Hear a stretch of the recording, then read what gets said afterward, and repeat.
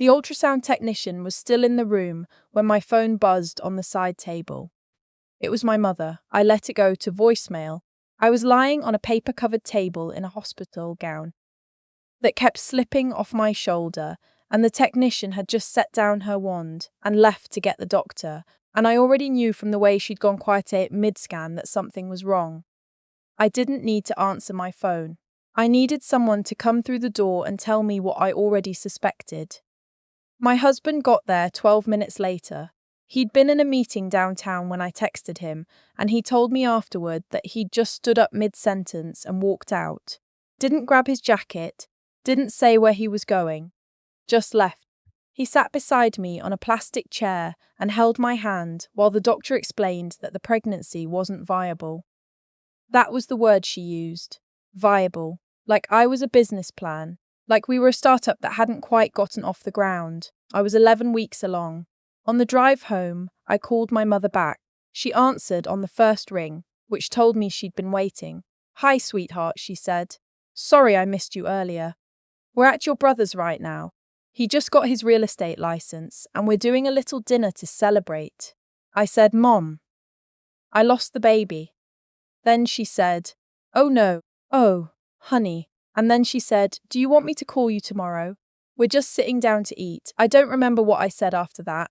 I know I hung up eventually. My husband was driving, and he reached over without looking at me and put his hand on my knee. And I stared out the window at the grey February sky over the 401 and felt something go very quiet inside me. Not broken, just quiet. My mother did call the next day. She called at 8:47 in the morning, which I know because I was still in bed and I looked at my phone for a long time before I answered. "How are you feeling?" she asked. "Not great," I said. Of course, a pause.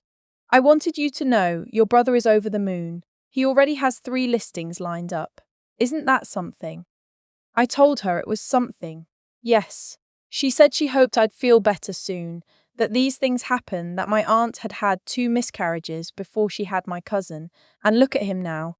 He just bought a house in Oakville. She said I was young. She said there was time. She did not ask if I'd eaten. She did not ask if my husband was home. She did not ask what I needed. What I needed was for someone to show up with soup and sit on my couch and not talk about real estate. What I got was a casserole from my neighbour across the hall, who I've lived beside for 3 years, and whose last name I still don't know. I should back up. I'm 31. I grew up in Mississauga, the older of 2 kids. My brother is 28 and has, for as long as I can remember, been the one my parents orbit around. I don't say that with anger anymore. It took me a long time to get there, but I'm mostly past anger now. It's just a fact, the way the traffic on the Gardiner is a fact. Unpleasant, unchangeable, best acknowledged and worked around. My brother, whose name I'm not going to use because he reads things, got average grades, switched university programs twice, spent a year finding himself in Southeast Asia on money my parents gave him, came back and got a job at a real estate firm, and somehow, every single one of these things was treated like an achievement worth celebrating. The year in Thailand was so good for him. The program switches were figuring out what he really wanted. The average grades were, he was never a school person, he's a people person. I got a graduate degree in public health. I got a job with a municipal health unit. I got married at 29 to a man who is patient and funny and who walks out of meetings when I need him. And somehow all of that was received with a warmth that was like politely warm. Not orbit shiftings are warm, not dinner at your brother's on a Tuesday warm. I used to think I was imagining it. I spent probably a decade thinking I was imagining it. The miscarriage was not the first time my parents chose my brother over me. It wasn't even in the top 5. But it was the one that broke something open. Or maybe sealed something shut. I'm still not sure which. 3 weeks after the miscarriage, I was back at work. I was doing okay, the kind of okay that requires maintenance, like a car that runs fine as long as you don't ask too much of it. My husband and I had started seeing a therapist together. We were taking it 1 week at a time. My mother called to tell me that my brother had just sold his first property. It was a condo in Etobicoke. The commission worked out to just under $9,000. We're so proud of him, she said. He worked so hard for this. I said, that's great. She said, we're thinking of taking him out to Canoe to celebrate. You know that restaurant in the TD Tower, have you been? I had not been to Canoe. Canoe is a $200 a plate restaurant. My husband and I had eaten there exactly once, for our second anniversary, and we'd talked about it for a week afterward. That sounds really nice, I said. You and your husband should come. Make a night of it. Something about the way she said it, like an afterthought, like we were being added to a guest list rather than included in a family, made my chest tighten. When are you thinking? I asked. She named a date. It was a Thursday. I had work. My husband had work. Neither of those things in my mother's world had ever been sufficient reason to miss something for my brother. We went. The dinner was fine. My brother talked about his listings. My father asked him questions about square footage and cap rates with the focused attention he'd never once turned on anything I did. My mother laughed at things my brother said that were not particularly funny. My husband sat beside me and ate his halibut and occasionally caught my eye across the table with an expression I've come to think of as his I see it too face. When the bill came, my father picked it up. This was not unusual. My father pays for things. It is, I think, the way he shows love, with his card out before the bill even arrives. No discussion, no ceremony. I've always respected that about him, even when it's been directed entirely at my brother. What was unusual was what my father said while he was putting his card back in his wallet. He said, "Oh, by the way, your brother's going to need a little help with his car insurance renewal. Just a few months until the commissions start coming in more regularly." He was looking at me when he said it, not at my husband. At me. I said, "What you mean help?" My father said, "Just a bridge. 6 months maybe. Just until he's on his feet." My husband put down his fork. "How much?" I asked. My father named a number. It was $420 a month. I want to be precise about this because the precision matters. My brother had just received a commission check for nearly $9,000. We were sitting at a table where the bill was $340 for 4 people, and my father was asking me, not offering himself, not asking my mother, asking me, to cover my brother's car insurance for 6 months. "Why me?" I asked. My father looked briefly uncomfortable. "You're stable," he said. "You have the steady income. You know how it is in the beginning with commission work. It's feast or famine." My husband said very quietly, "She just had a miscarriage." The table went a little still. My father said, "I know that, we all know that. But that doesn't change the situation." And my mother said, "It's not that much money." "Sweetheart, $2,520, that's what 6 months at $420 a month comes to. That's not nothing. That's our emergency fund contribution for 3 months. That's the trip to Nova Scotia we'd been talking about taking in the summer. That's a number." I said I'd think about it. I went home and cried in the shower and then sat on the bathroom floor while my husband made tea, and I thought about the word viable for the first time in weeks. I did not say yes that night. I told myself I was thinking about it. I told myself it was just a few months, just a bridge, just family helping family. And then about a week later, I mentioned it to a friend of mine, a woman I've known since we were in the same residence at university, someone who knows my family the way only old friends do, with full context and no illusions. Her name is not in any file, and she is one of the best people I know. She listened to the whole thing, and then she said, "Has your brother asked you directly?" I said no. She said, "Has he mentioned any of this to you at all?" I said no. She said, "So your dad, on a night out to celebrate your brother's first sale, asked you to subsidize the brother who just got a $9,000 commission?" I said yes. She said, "And 3 weeks ago, when you lost the baby, your mom stayed at his dinner?" I said yes. She didn't say anything for a moment. Then she said, "I think you already know what you want to do." She was right. I did know. I'd known since I was sitting on the bathroom floor. I just hadn't let myself know it out loud yet. I didn't send the money. I thought about it for 2 more days, and then I stopped thinking about it and just didn't do it. Didn't transfer it. Didn't call my father to discuss it. Didn't bring it up. My father called me after about 10 days. Did you have a chance to figure out the situation with your brother? He asked. I said, I'm not going to be able to help with that. There was a pause.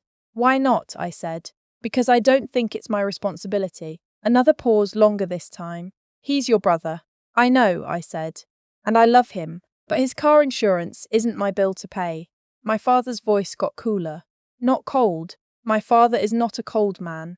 But cooler in the way that meant I had disappointed him, which I recognized because I have heard it at various volumes my entire life. He said that he thought I was being difficult. He said that family takes care of family. He said that I had a stable income and my brother was just starting out and he would have thought I'd want to help. I said I do want to help. I just don't think this is the right way for me to do it. He said, what does that even mean? I didn't have a great answer for that. I said I'd talk to him soon and I got off the phone and I sat at my kitchen table for a few minutes doing nothing. My husband came in from the other room. He'd heard my half of the conversation. He said, You okay? I said, yeah. He said, You sure? I said, no, but I will be. He made dinner that night. He makes this pasta. Nothing fancy. Just garlic and olive oil and whatever vegetables are about to go bad. And it's one of my favorite things he makes, because it means he's paying attention to what's in the fridge. It's a small thing. It's the kind of small thing that adds up. My mother called 2 days later. Her opening was warmer than my father's. She asked how I was feeling, how work was going, whether I'd had a chance to get outside. It had been an unusually warm March for Ontario, one of those fluky weeks where you almost believe spring is real. I said I was okay. I said work was fine. I said yes. We'd gone for a walk along the waterfront on the weekend. Then she said, Your father mentioned you two had a bit of a disagreement. I said, We did. She said, I just want you to understand where he's coming from. Your brother is really trying. He's working hard. He just needs a little time to build up his client base, and you know how expensive everything is right now. I said, I know how expensive everything is. She said, We all have to look out for each other. I said, I agree. Mom, when I lost the baby, you stayed at dinner. Silent. I hadn't planned to say it. I'd been carrying it for 6 weeks at that point. And I hadn't planned to say it. But it came out of me the way things do when you've been holding them at a certain tension for too long. She said, I called you the next morning. I said, You did. She said, I came to see you the following week. I said, You did. She said, I don't know what you wanted me to do. I couldn't unbe at dinner. And that was true, she couldn't unbe at dinner. That wasn't really the point. I said, No, but you could have left.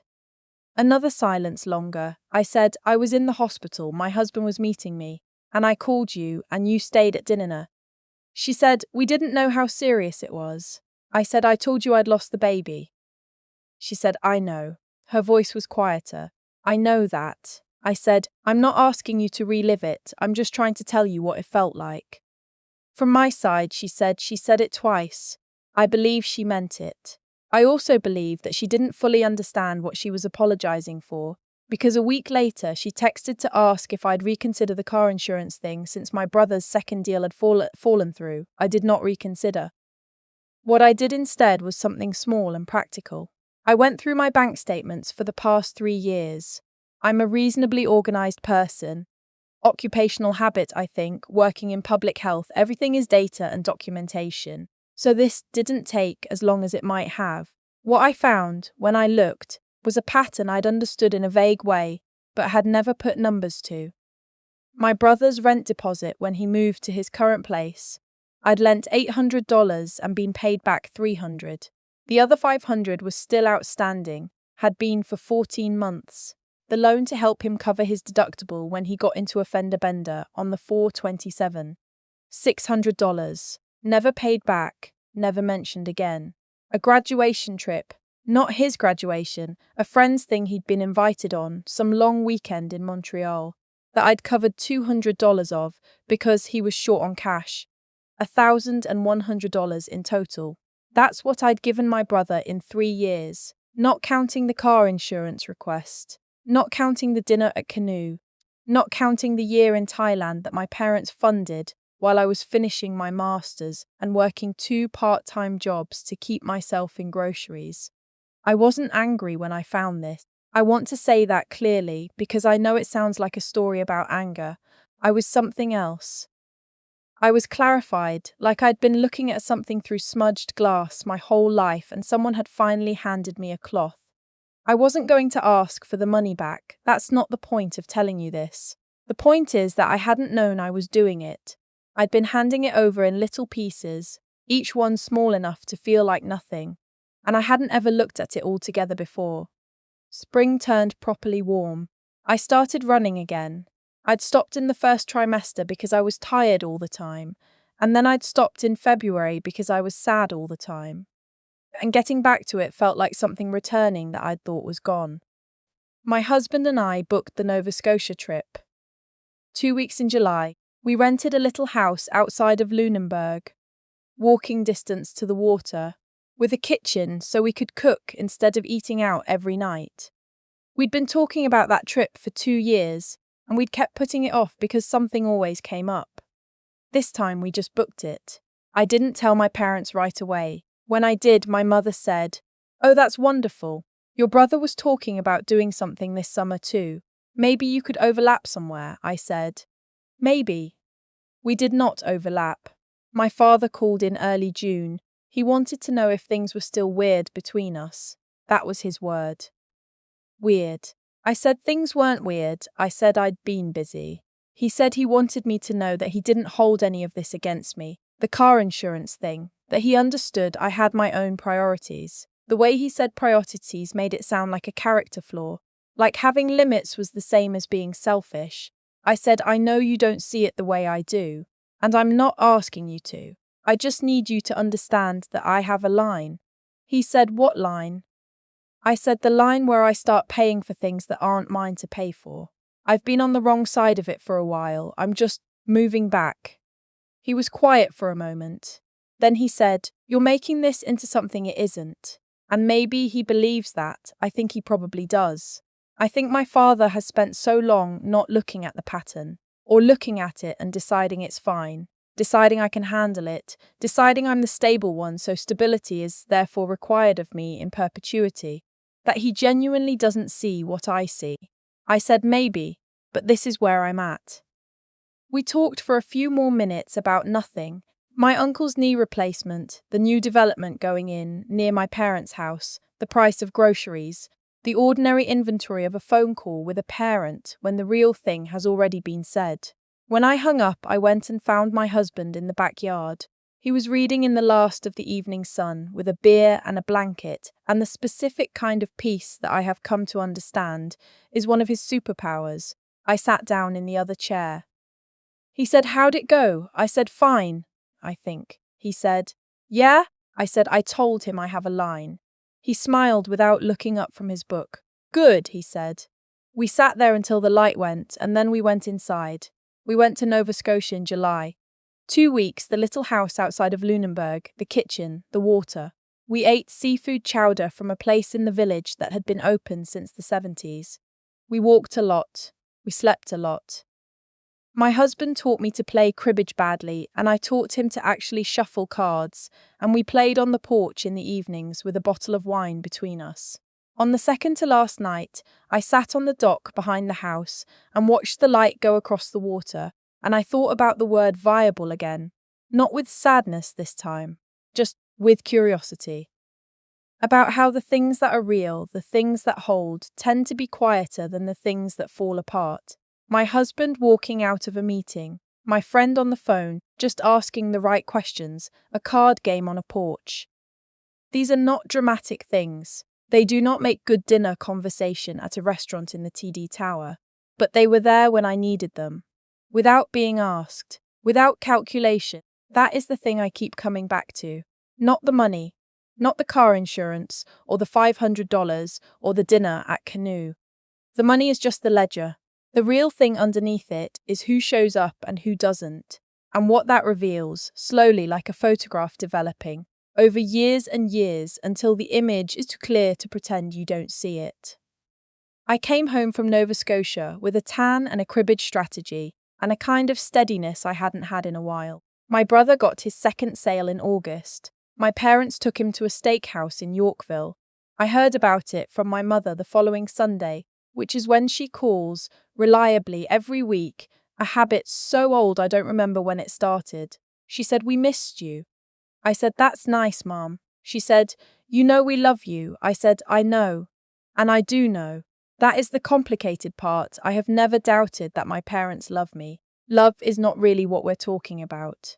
What we're talking about is attention and priority and the choices people make when they're sitting at dinner and the phone rings and it's the older child calling from a hospital and they look at each other across the table and decide that it can wait. What I know now that I didn't know a year ago is that I don't have to wait with them. I can just not be waiting. I can be in Lunenburg with my husband, learning to play cribbage, watching the light. I can be someone who shows up for the people who show up for her and lets go quietly of the obligation to earn something that should have always just been there. It cost me less than the miscarriage did, and it cost the miscarriage something too. It took away some of what made it so unbearable, which was the specific loneliness of lying in that hospital gown, and knowing, even before I called, what my mother would choose. I know what she'll choose now. I've stopped being surprised by it. I've stopped needing her to choose differently. That's not the same as not caring. It's just what it looks like when you finally put down something you've been carrying for a very long time.